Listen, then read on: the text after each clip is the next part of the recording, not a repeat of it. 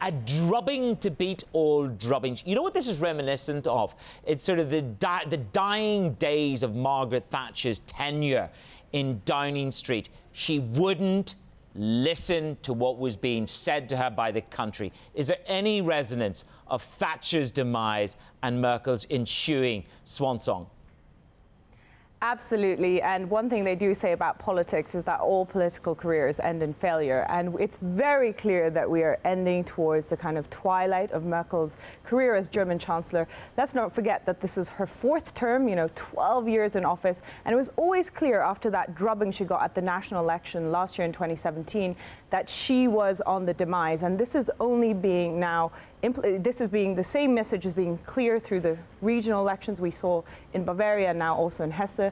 And it's not only the rise of the far right that's undermining Merkel, it's also the rise of the Greens. So what we're seeing is the center, the traditional parties, the SPD and Merkel's CDU, are failing badly at the ballot box, and the German political sphere, like many other European countries, is becoming more and more splintered.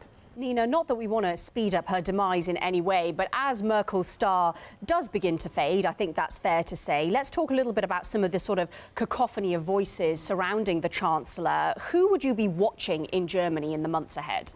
The problem with Angela Merkel is that she very successfully, let's not forget that her mentor was Helmut Kohl, and she definitely took a page out of his book and very successfully bopped any potential successors on the head.